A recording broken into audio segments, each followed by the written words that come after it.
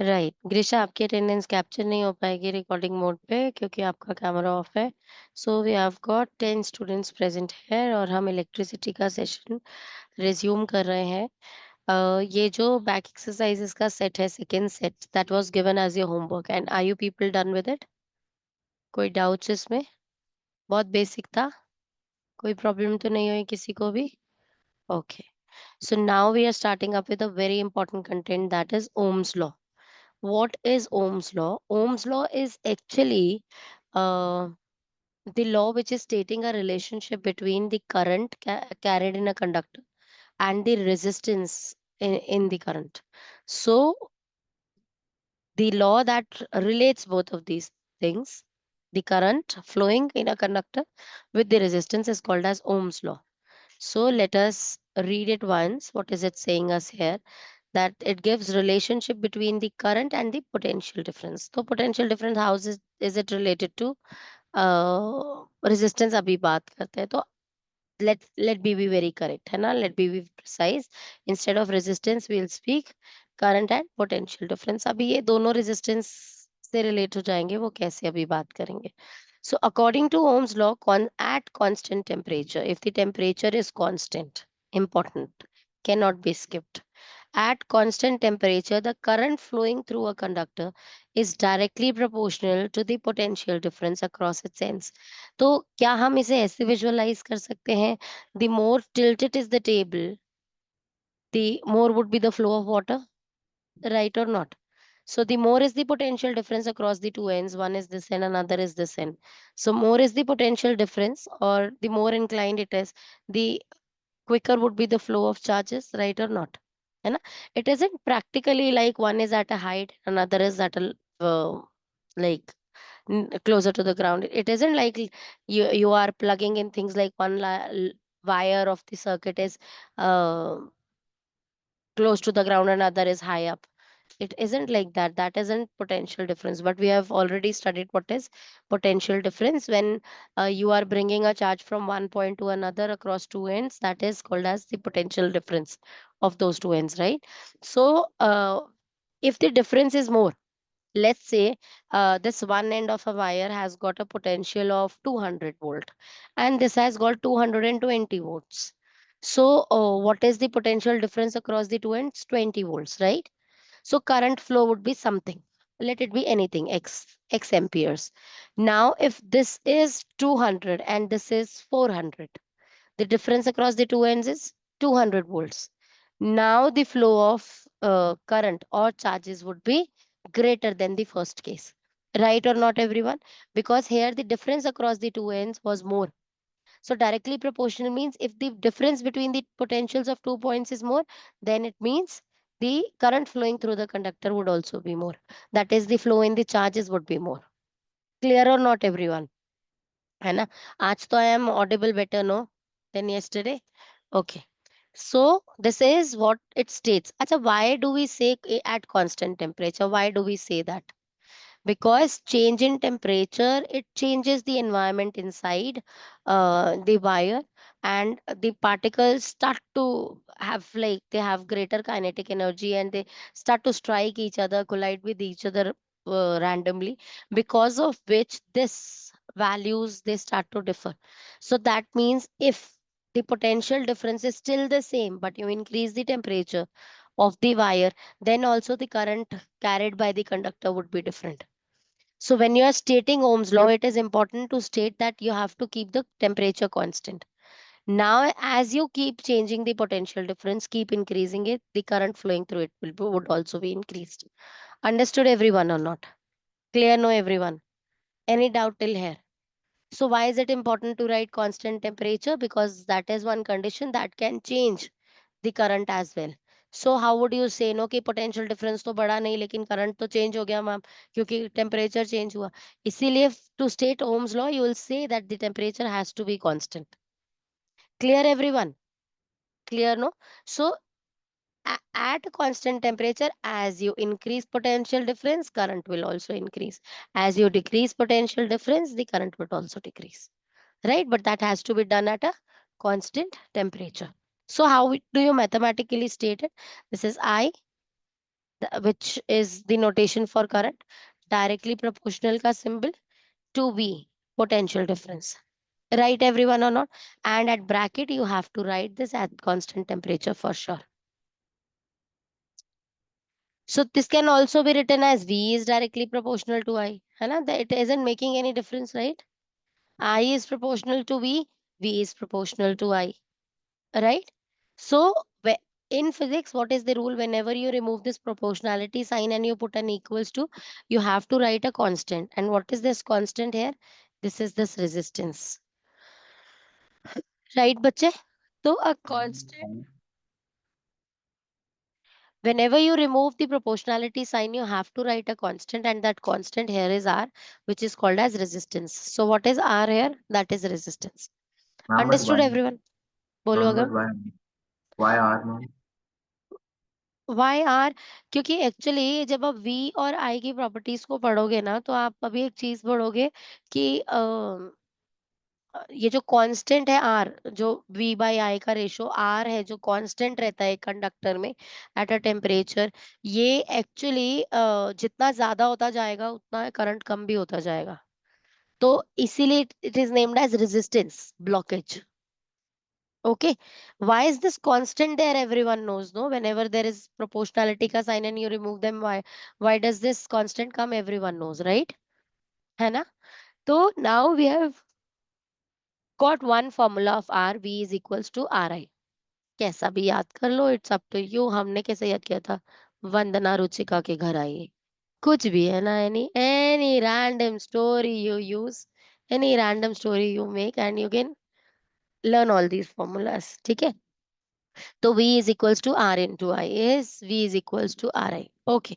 So now if I find out R from here, can I transpose this I and write it as V by I is equals to R? Now what does this mean here when I write it like this? It means when you increase the resistance, one is the numerator. When you increase the numerator, the denominator decreased, right? The denominator has to decrease. Then only you'll get a bigger answer, right? Or if you increase the current, then the value of answer would be small. ऐसे ही नहीं होता है क्या? अगर मैं 10 ले रही हूँ, 10/2 ले रही हूँ और 10/5 ले रही हूँ, देखो द डिनोमिनेटर हैज इंक्रीज्ड. तो आंसर इज, यहाँ पर आंसर इज 5, यहाँ पर आंसर इज 2. तो the answer has decreased, right और नॉट? डिनोमिनेटर इंक्रीज करने से आंसर स्मॉलर हो जाता है ना. That is called inverse proportion. So from here I can conclude that R and I are inversely proportional. You keep increasing the denominator, the answer will get smaller. So you keep increasing the current, resistance will be decreased, or I should say it the other way. You keep increasing the resistance and the current will decrease. जितना ज्यादा obstacles create कर देंगे आप current के path में,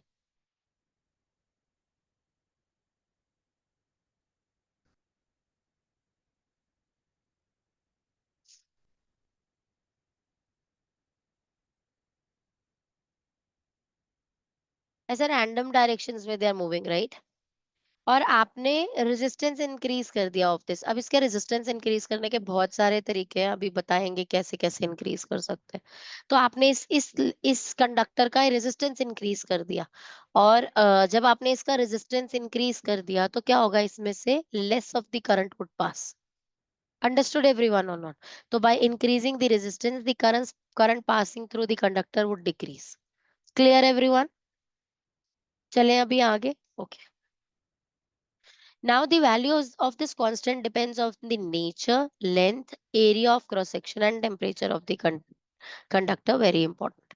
Nature of material पे भी depend करता है resistance. इसका मतलब one case I am taking a copper wire. Another I am taking an alloy. Any one alloy. Let's say nichrome I am taking. This is an alloy. Alloy is a mixture of metals, right? तो nichrome एक alloy है, मैं एक nichrome wire ले रही हूँ और एक मैं कॉपर वायर ले रही हूँ. When you pass current through them, दोनों से, तो of course the resistance in nichrome wire is very high, रफली 60 times more than the copper wire. इतना हाई रेजिस्टेंस होने की वजह से इट वेस्ट करंट्स अलॉट. इसी वजह से the device gets heated and we use that heat as heat in the electric ions, heat in the geysers. All those elements are made up of nichrome wires, right? So why are those elements made up of nichrome wires? Because nichrome wastes a lot of current and produces heat. And when they produce heat, that heat we wisely use in doing our jobs. Getting it or not? So wherever you want the current to produce heat, you use heating elements nichrome. But wherever you want the current to be carried and less of heat to be produced, there you use copper wires, right? So this is the material of conductor you have taken. If you have taken copper wire, the resistance would be less. If you have taken nichrome wire, the resistance would be more. So the current would go wasted in the form of heat energy more. Right, everyone? So nature of the material also decides the resistance in a conductor. Understood, bache, or not? Okay. Now length.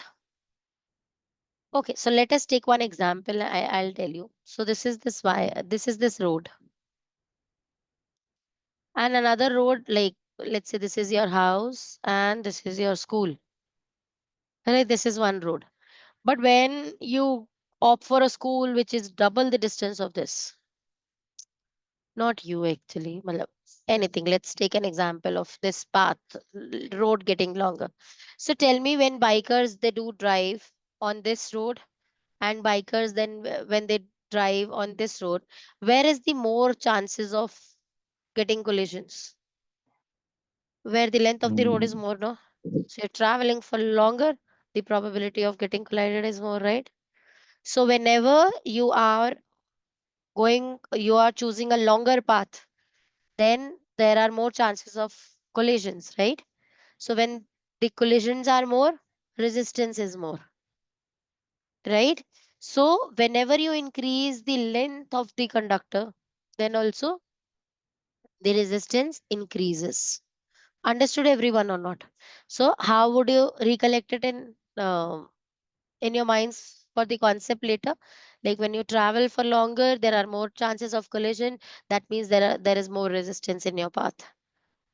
Getting it?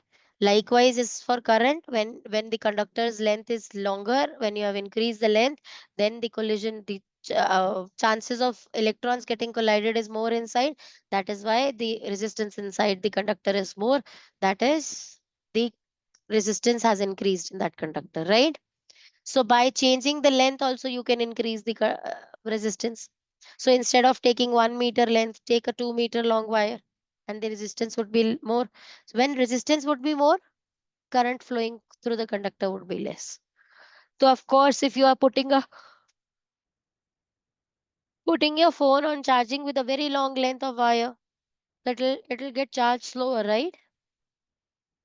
है ना बच्चे? Getting it or not? So if you have longer wire to charge your phones, you have bought one for with greater lengths. So फिर they'll charge your phone slower. That is one thing. Okay. Next thing now.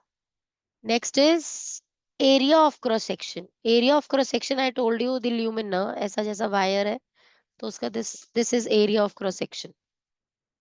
आई बहुत अच्छे questions करेंगे इनके ऊपर ना all in one के बहुत अच्छे क्वेश्चन बैंक है तो वहां से इन क्वेश्चंस को और डिस्कस भी करेंगे बाद में. तो एरिया ऑफ क्रॉस सेक्शन मतलब वही सर्कल का पाई आर स्क्वायर. तो एरिया ऑफ क्रॉस सेक्शन पे भी डिपेंड करता है रेजिस्टेंस. चलो मैं रेफरेंस के लिए एक एक ड्रॉ कर लेती हूँ एक wire of double area of cross section. Now what? Let us again consider some bikers traveling in the road. No, these conductor be the road and some bikers, electrons be the bikers traveling. So tell me, on a broader road, would there be more collisions, or on a narrower road, would there be more collisions? narrow. Sure, no. Narrower one would have more collisions. Yeah.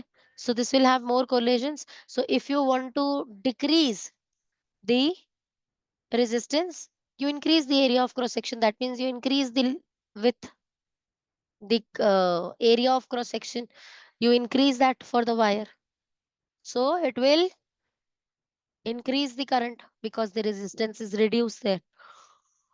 Understood, everyone, or not? Clear or not? Simple है ना बिल्कुल concept. कुछ problem तो नहीं हो रही है समझने में? तो हम इलेक्ट्रॉन्स को बाइकर समझ के समझ रहे हैं उससे। ओके, तो अगर एरिया ऑफ, इसका मतलब अगर मेरे पास लॉन्गर लेंथ ऑफ वायर है to charge my phone, it will charge my phone less, है ना? कम रेट पे मेरा फोन चार्ज हो रहा होगा, स्लोअर चार्ज हो रहा होगा। To make it standard, to bring it to the same level previously, तो क्या करना चाहिए, उसका थिकनेस भी बढ़ा दो। So if you are increasing the length of the wire, increase the width of the wire as well. And now start noticing this around. आपके laptop का चार्जर देखो, they are long wires, aren't they wide enough? Phone के charger से तो they are wider, no? है ना? तो if you have increased the length, you have increased the width as well, so that the resistance is either standard or reduced. Getting it everyone or not? है ना? So that is why the longer wires that you use, they are of like greater width, or their area of cross section is more. Understood everyone or not? Clear with this thing? Okay. Now the next thing is temperature of the conductor. Temperature of the conductor, this is like the universal fact we know. Whenever we increase the temperature, aren't the kinetic energy of those particles increasing? This we know, right? You boil water after heating up, the kinetic energy of the particles increases. So, like you see the bubbles roaming around in circles like this, right? So, whenever you heat up something, kinetic energy increases, right? So, the same is the case with the electrons in the conductor as well, or the particles, I should say, atoms, I should say. So, the particles, they start to vibrate at a higher rate, because of which electrons are also vibrating at a quicker rate, because of which the collisions would be more. So higher resistance, lower current. Understood everyone or not? Have you understood all these points? How are all these points changing the resistance of a conductor? By changing the material, you can change the resistance. By changing the length, you can change the resistance. By changing the area of cross section, you can change the resistance. By changing the temperature, you can change the resistance. So for this Ohm's law to be applied, you have to keep all these things constant, and then see if you increase the potential area, this current would also increase. So same material use, same length of wire use, same area of cross section, same temperature. If you'll all these things at a fixed value, then only you keep increasing the potential difference, you will see the current also increasing. Got it everyone or not? Very simple thing, no? अभी तक ऐसा कुछ जो नहीं समझ में आया हो? सबको सब कुछ समझ में आ गया? चले अभी आगे। ओके। अब जो आज सेकंड लेक्चर के बच्चे हैं ना, वो नहीं कर पाएंगे ये, अगर हम लोगों ने उनसे ये मैं वीडियो रिकॉर्डिंग नहीं शेयर कर पाई, क्योंकि ये अब मीटिंग्स कंटिन्यूअसली चल रही होती हैं और एंड करना बहुत मुश्किल होता है, स्कोप ही नहीं मिल पाता कहीं पे भी, 1 मिनट विंडो भी नहीं मिल पाती कहीं पे इस मीटिंग को एंड करने की। तो अगर नहीं मिल पाती है विंडो, अभी भी एक ब्रेकआउट रूम इज एक्टिव, तो अगर नहीं मिल पाती है विंडो, तो फिर मैं शेयर नहीं कर पाऊंगी, तो शाम को इलेक्ट्रिसिटी का सेशन नहीं कर पाएंगे, कुछ और will have to do then. Okay, तो क्या मैं ऐसे डिफाइन कर सकती हूँ रेजिस्टेंस को, the ratio of potential difference applied between the ends of a conductor and current flowing through it. तो पोटेंशियल डिफरेंस दो एंड्स के बीच में क्या लग रहा है और वहां पर क्या करंट फ्लो हो रहा है, इसका ratio is always constant are.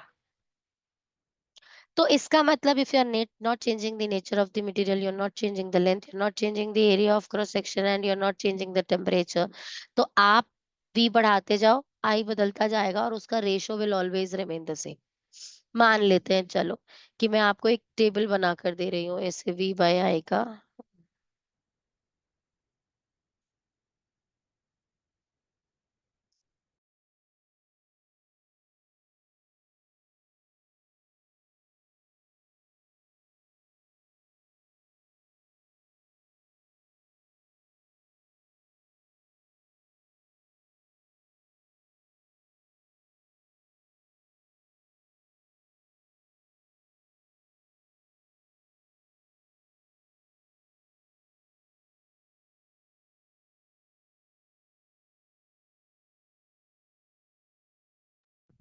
हाँ जी बच्चे, ओके। सो जैसे मैं आपको कह रही हूँ कि मैंने लेंथ भी सेम रखा है, एरिया ऑफ क्रॉस सेक्शन भी सेम रखा है, टेम्परेचर भी सेम रखा है, I am not changing the material of the wire as well, and पहले मैंने जो पोटेंशियल डिफरेंस रखा वो 20 वोल्ट का रखा and I could see 5 ampere current flowing through it, right. फिर मैंने इसको 80 कर दिया, इसको 4 टाइम्स कर दिया, तो ये भी 4 टाइम्स हो जाएगा 20, राइट। अगर मैंने इसको इंक्रीज कर दिया, लेट्स से 160 कर दिया, तो ये भी 40 टाइम्स हो जाएगा। इसका मतलब आप V बाई ए का रेशियो जब भी, V बाई आई का रेशियो जब भी फाइंड करेंगे, 20/5 that is 4, 80/20 that is 4 and 160/40 that is 4। ये 4 क्या है? Is this 4? This is the resistance. ये जो कांस्टेंट आ रहा है, आप लोगों ने 8th में डायरेक्ट एंड इनवर्स प्रोपोर्शन करा है? जिन्होंने मेरे से करा है, मैंने हमेशा क्या सिखाया है कि direct proportion means ratio division is constant, right. तो ये डिवीजन कांस्टेंट है, ये डिवीजन कांस्टेंट है। तो ये 4 4 4 जो आ रहा है, what is this? This is that constant of proportionality which is called air resistance. तो रेजिस्टेंस के लिए हम क्या यूनिट देते हैं? 4 ohms, OHMS. So in this case the resistance is 4 ohms. Understood everyone or not? So what is resistance? What is 4 ohms? It is actually the ratio of V and I, potential difference across two ends of the conductor and the current flowing through it. Understood everyone or not? Very simple. Note कर रहे हो साथ में? Okay. So now we can make two obvious relationships from here, that the current is directly proportional to the potential difference. This we have studied when we have introduced Ohm's law to you. That you increase potential different currents, those also increase. You want the current to be increased, you have to increase the potential difference across two ends. Likewise, the current is inversely proportional to the resistance. You increase the resistance, the current would be less. You decrease the resistance, the current would be more. So current and resistance, they are inversely proportional. Obviously, if I have people who are creating obstacles in my path, I'll progress less, right? है ना? So whenever people are stopping me, then I have greater resistance. I'll move forward a little in little distances. That's how current is moving. When the resistance increases, its flow is hindered. Okay, everyone or not? ठीक है ना? चले अभी आगे. Okay. So since the current is directly proportional to the potential difference across the ends of a conductor, it means if the potential difference across the ends of a conductor is doubled, if you double the potential difference, what would happen to I? The I will also get doubled, right or not? You double one thing, the other also gets doubled. You triple one thing, the other also get triple. You half one thing, the other also get halved, right? है ना? Simple ना? ऐसा question आ जाएगा तो कोई घबराने की तो बात नहीं है ना. Same relation you are applying on both. Okay.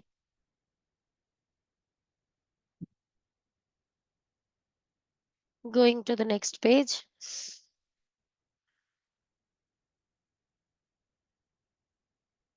Likewise, if the resistance is doubled, अगर resistance double करोगे तो half हो जाएगा, उसका reciprocal हो जाएगा current. Resistance you're doubling, no, doubling means multiplied by 2. तो current 1/2 हो जाएगा, half हो जाएगा. तो if you are tripling resistance, तो current क्या हो जाएगा? Spontaneous आंसर आना चाहिए था इसके लिए तो. अगर रेजिस्टेंस को 3 टाइम्स किया है, करंट क्या हो जाएगा? तो बोल देना सारा. इसको क्या मेरे मेरे साथ क्या डम शरारत खेल रही बेटा? 1/3, 1/3 हो जाएगा, है ना? और अगर आप रेजिस्टेंस हाफ कर दो तो करंट को क्या हो जाएगा? सारा मेरे साथ डम शरारत खेलते. माइक ऑन करने में कितना तो जोर लग रहा है, ऐसा आगे जाके एक बटन ही तो प्रेस करना है. सारे आंसर ऐसे ही दे देंगे मैंने कहा. तो डबल हो जाएगा, reciprocal of it, right. Simple है ना? कोई प्रॉब्लम तो नहीं है इसके अंदर.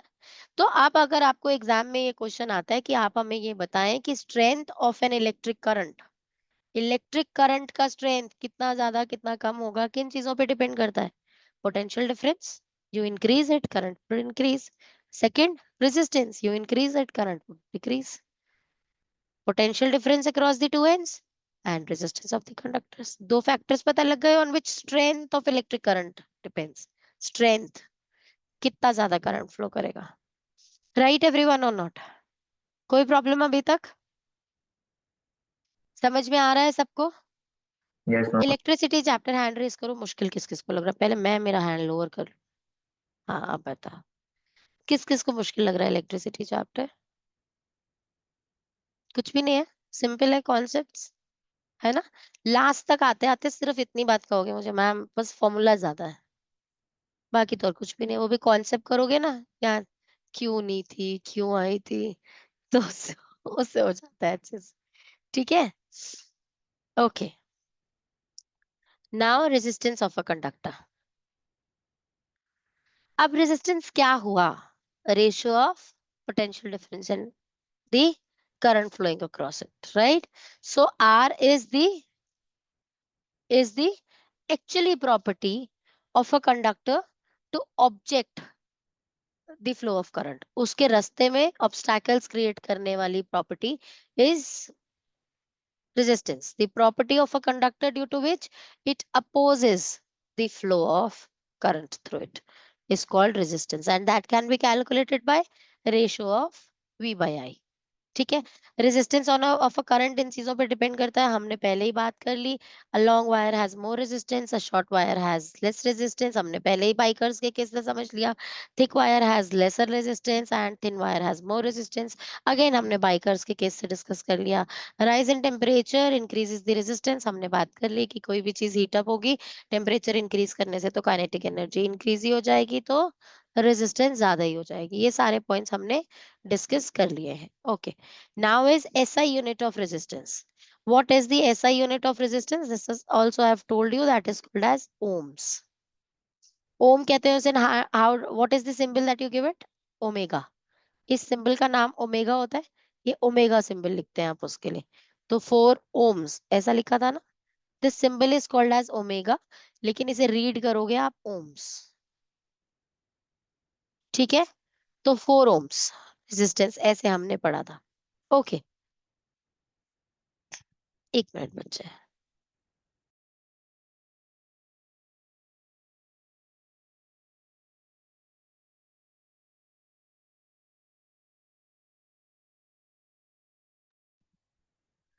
ओके, तो अभी अब आपको आएगा डिफाइन 1 ohms। जैसा आपको डिफाइन 1 volt आया था, डिफाइन 1 ampere आया था, ऐसे डिफाइन 1 ohms भी तो आ सकता है। तो आप 1 ohm को कैसे डिफाइन करोगे?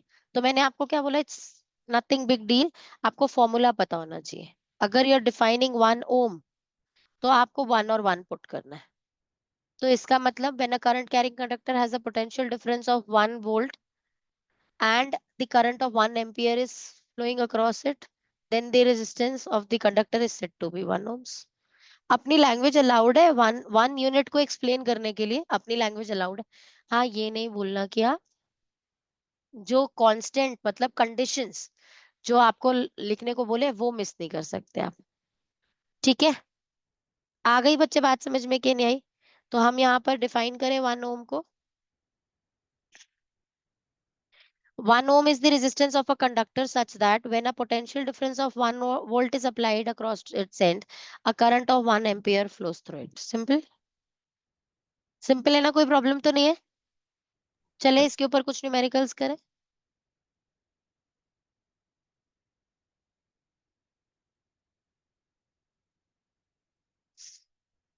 Potential difference between 2 points of a wire carrying 2 ampere current is 0.1 volt.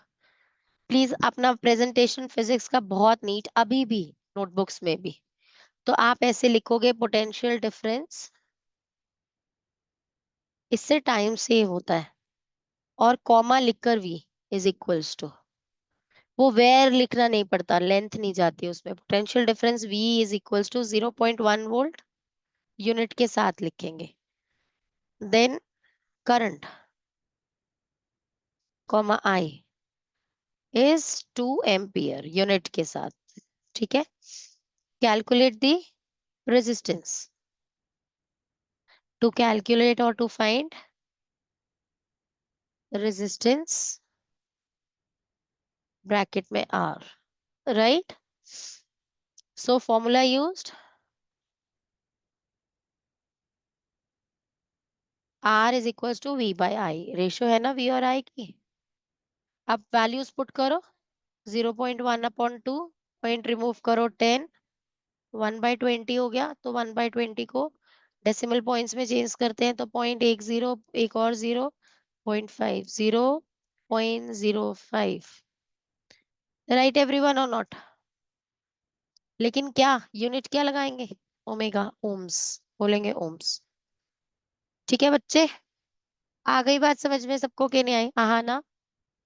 ऐसे बैठ के मूवी नहीं चल रही है बेटा, लिखो। एंजॉय कर रहे हो सेशन, अच्छी बात है, बट थोड़ी मूवी है, एंजॉय करोगे। नोट्स बनाओ जल्दी जल्दी। Written this. चले अभी आगे। अद्विका कैमरा क्यों ऑफ कर लिया बेटा? Ma'am just a minute, I'm turning it on. हो गया ये आंसर? ठीक है, प्रेजेंटेशन बिल्कुल अच्छा सा ऐसा ही देकर आना है एग्जाम्स में, ओके? जैसे ये लिखा है ना, देखो कितनी बेसिक सी चीज भी लिखी है, putting these values in the above formula. लिखना है ये सब, इसे ही बोलते हैं परफेक्ट स्कोरर की आंसर शीट डिजाइन करना। कौन है?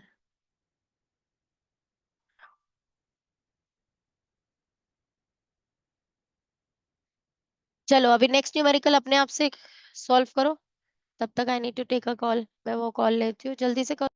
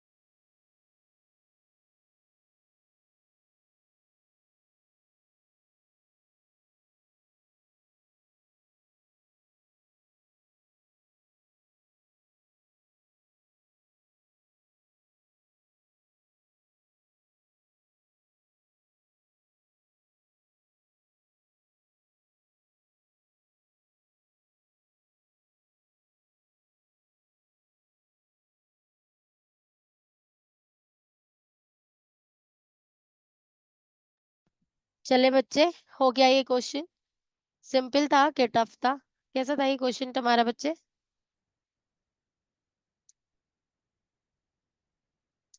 आई couldn't hear, can anyone hear?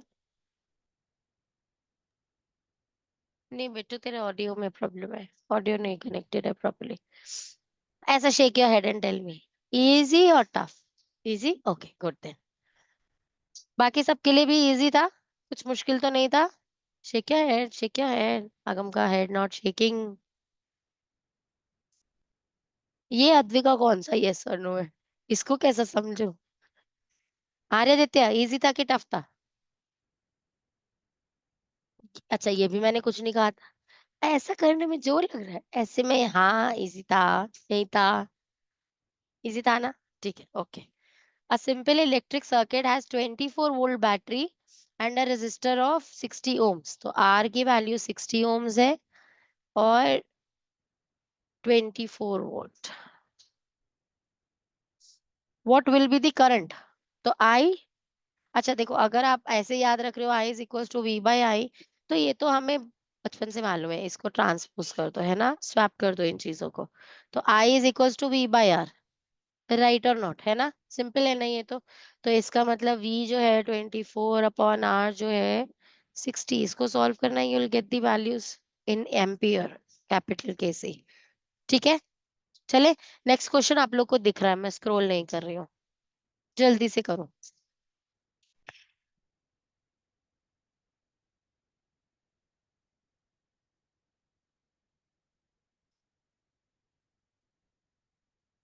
An electric iron draws a current of 3.4 ampere. So I is given to you 3.4 ampere. मैं presentation आप proper नहीं कर रही हूँ, वो आपका काम है।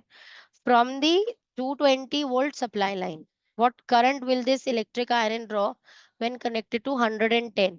120 पे ये आ रहा है, 110 पे हो जाएगा तो क्या हो जाएगा? आप लोग नहीं कर पाओगे अपने आप, मेरे को कराने तो क्वेश्चन, या करोगे तो गलत करोगे। सुनो सुनो सुनो, अब मैं कह रही हूँ कि एक पोटेंशियल डिफरेंस जो गिवन है वो 220 वोल्ट गिवन है। अब आई ये है, वी ये है, केस 2 कह रहे हैं कि बताओ आई कितना होगा अगर वोल्ट आप 110 कर दो। ये क्या करें, इसके अंदर क्या करें? तो मैंने आपको ये बात बताई, अगर उन्होंने कहा है क्वेश्चन में an electric iron, an electric iron, एक इलेक्ट्रिक आयरन है, और फिर वो कह रहे हैं this this same electric iron, उन्होंने डिवाइस चेंज नहीं किया, उन्होंने लेंथ चेंज नहीं की, उन्होंने विड्थ चेंज नहीं किया, उन्होंने टेम्परेचर चेंज नहीं किया, उन्होंने सब कुछ सेम रखा है। उसी इलेक्ट्रिक आयरन की सेकंड केस में बात हो रही है, राइट? तो इसका मतलब R should be constant, right? तो अगर आप यहां से आर फाइंड कर ले, which is the ratio V by I, right, मतलब 220 बाय 3.4, यही सेम ओम्स कांस्टेंट होगा for this case as well, right और नॉट? आ रही है बात समझ में कि नहीं आ रही? क्योंकि आपने कुछ भी चेंज नहीं किया, उसी इलेक्ट्रिक आयरन को पहले एक दूसरा पोटेंशियल डिफरेंस दे रखा था, तो कुछ आ ही आ रहा था, पूछ रहे थे दूसरा पोटेंशियल डिफरेंस दे दो तो क्या ही आएगा। तो पहले जो कांस्टेंट वैल्यू है वो पता कर लो, उससे हेल्प मिल जाएगी दूसरी चीज फाइंड करने को। क्लियर और नॉट? बोलो अद्विका बेटा। ये मेरे इस उसमें प्रॉब्लम है, नहीं नहीं रुको रुको, मुझे अद्विका की आवाज भी नहीं आ रही, देयर इज अ प्रॉब्लम।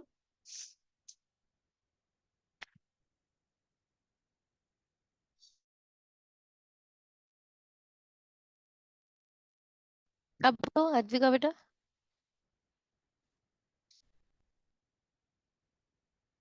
बाकी सबको अद्विका की वॉइस तो आ रही होगी, है ना? अच्छा किसी को नहीं आ रही, फिर ठीक है, फिर मेरे वाले साइड प्रॉब्लम नहीं है बेटा, फिर तुम्हारी साइड ही है problem. Ma'am, can you hear me now? Now I can hear you. अब बताओ बेटा।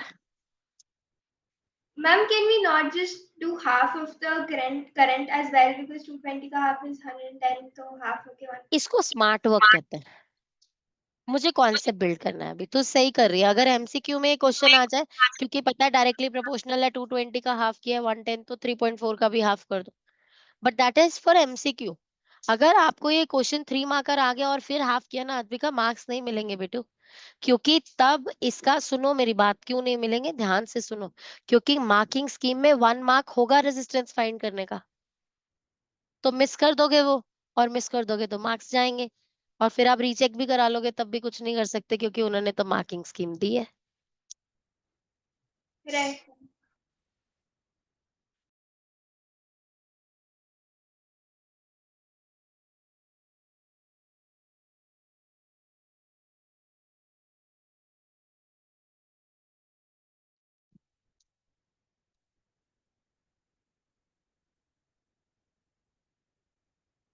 डन है ये?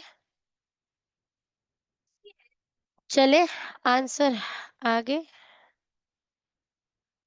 देखो, पहले रेजिस्टेंस कैलकुलेट करी, 64.7 आ रही है सबके रेजिस्टेंस, और फिर आपने उसी को रेजिस्टेंस से ही V/I से सॉल्व किया, ऐसे ही किया है।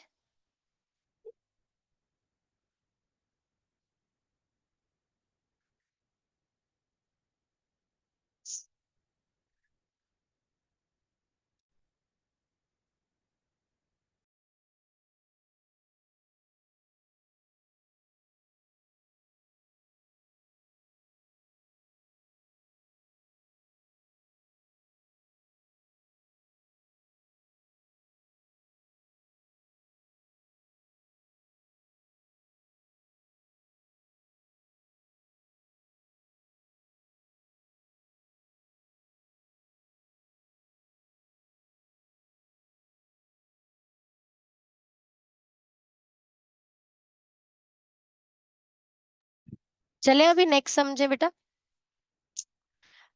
हम लोगों ने 9th में वो पढ़े थे ना, ग्राफ्स पढ़े थे। तो जब हमने डायरेक्टली प्रोपोर्शनल चीजों के ग्राफ पढ़े थे, तो हमने क्या पढ़ा था, they always give you a straight line, right, है ना। तो V एंड I they are directly proportional to each other. जब आप VI ग्राफ बनाओगे, on your Y axis you will put Y, and on the I axis when you X axis when you put I, तो यहाँ एक straight line graph मिलेगा, right. The same is the case here also. जब आप इसे V को रखोगे X axis पे और I को रखोगे Y एक्सिस पे, तब भी आपको एक स्ट्रेट लाइन ग्राफ ही मिलेगा। ग्राफ आपको हमेशा स्ट्रेट लाइन ही मिलेगा। लेकिन एक बात है, ध्यान से सुनो बेटा, जब भी आपको V/I ग्राफ मिलेगा, है ना, तो मतलब आपको Y axis by X axis given है। तो जो ये आपको स्लोप दे रहा है V/I का स्लोप, दिस इज रेजिस्टेंस। ये क्या बता रहा है स्लोप आपको, रेजिस्टेंस R। लेकिन IV ग्राफ, ये IV ग्राफ है बेटा, this is IV graph, and this is VI graph. IV graph आपको रेजिस्टेंस तो बताता है, लेकिन इनवर्स ऑफ इट, इसका मतलब 1/R बताता है। ओके एवरीवन और नॉट। तो VI ग्राफ से रेजिस्टेंस पता लगेगा और IV ग्राफ से इनवर्स ऑफ रेजिस्टेंस पता चलेगा। देखो रुको, मैं आपको दिखाती हूँ।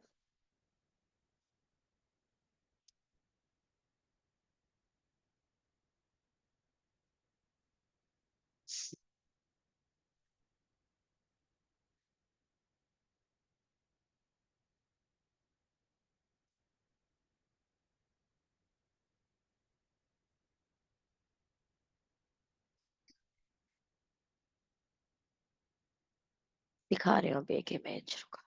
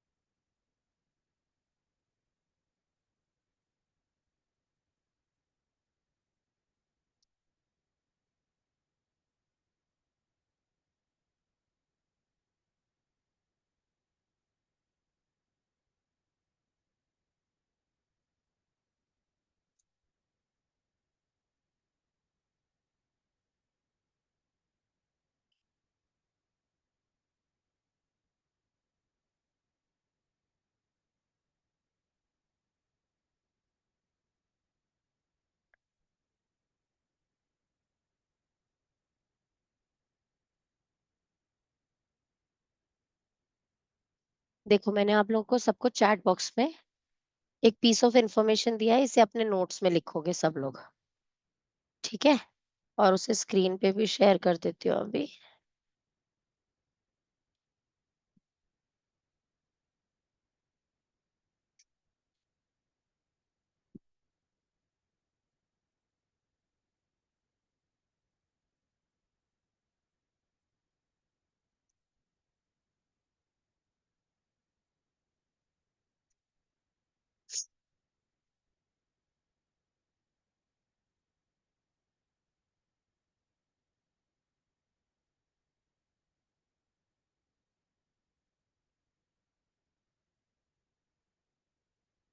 राइट। स्क्रीन पे भी विजिबल है सबको? जो IV ग्राफ है वहां पर I is marked on the y axis and V is marked on the x axis. तो स्लोप y by x का होता है बेटा हमेशा। जो आप स्लोप ड्रॉ करते हो that is always y by x। अगर आप ये y एक्सिस मतलब अगर आपको स्लोप की वैल्यू कहीं भी एट एनी पॉइंट निकालनी है तो आप उसका राइज बाय रन निकालते थे, है ना? ये this is rise and this is run. ये वैल्यू y एक्सिस से आती है और ये वैल्यू x एक्सिस से। तो राइज बाय रन कैलकुलेट करते हो मतलब y बाय x कैलकुलेट करते हो, है ना? तो अगर कोई स्लोप है आपका जिसको आपके किसी पॉइंट पे वैल्यू निकालनी है तो वो y बाय x होती है।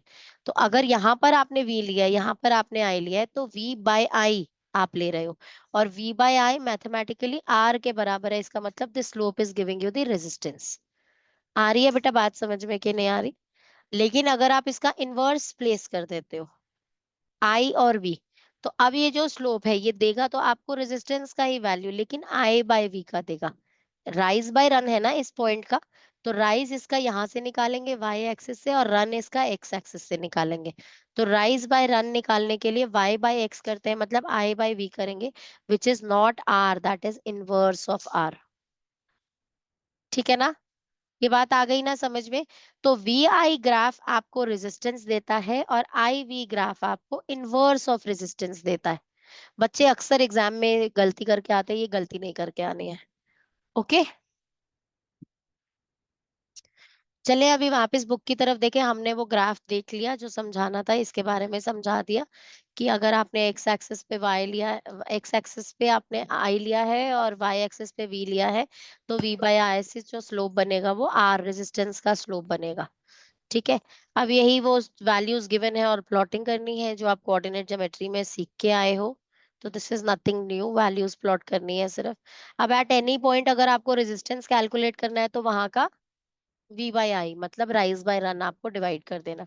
जैसे इन्होंने आपको कोई एक पॉइंट दिया हो कि कहीं से भी किसी भी पॉइंट से रेजिस्टेंस कैलकुलेट कर दो, तो आपने किसी एक पॉइंट का V पिक किया, किसी एक पॉइंट का I पिक किया और उन दोनों को डिवाइड कर दिया। आप चाहो तो इसे प्लॉट किए बिना टेबल से भी पिक करके वैल्यूज में पुट कर सकते थे। ठीक है, आगे ये बात समझ में सबको कि नहीं आई? अब ये जो एक्सपेरिमेंटल सेटअप है ये सब करने की जरूरत नहीं है। गुड कंडक्टर्स, रेजिस्टर्स और इंसुलेटर्स, आई एम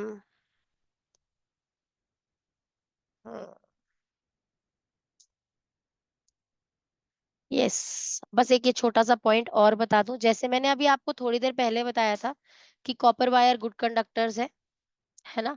क्यों है वो? क्योंकि रेजिस्टेंस कम देती हैं।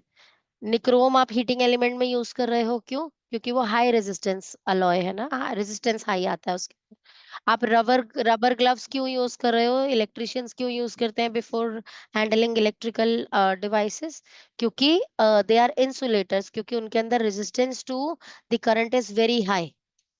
अंडरस्टूड और नॉट बेटा? तो रेजिस्टेंस आल्सो डिसाइड्स। जो कॉपर वायर है उसमें मॉडरेट रेजिस्टेंस है, निक्रोम में हाई है और रबर में मैक्सिमम है, इसीलिए उन्हें आप रिस्पेक्टिव प्लेसेस पे यूज कर रहे हो। अंडरस्टूड एवरीवन और नॉट? एक और सेट आ गया। With this we are stopping here. और and Abhinav this is a disappointment. No, ये क्या हो गया? एक और सेट, अभी तो पिछला भी खत्म नहीं हुआ था। टोटल हो गया था पिछला फिनिश पूरा। मैम मैंने सबमिट भी कर दिया है। अरे वाह, सच्ची में ऑनेस्टी से सब लोग ने सबमिट कर दिया। चलो गुड देन, तो फिर एक और करो और सबमिट कर देना। ओके, बाय बाय बच्चा लोग। Life is a race, keep running, keep winning. Bye Good bye. afternoon, ma'am.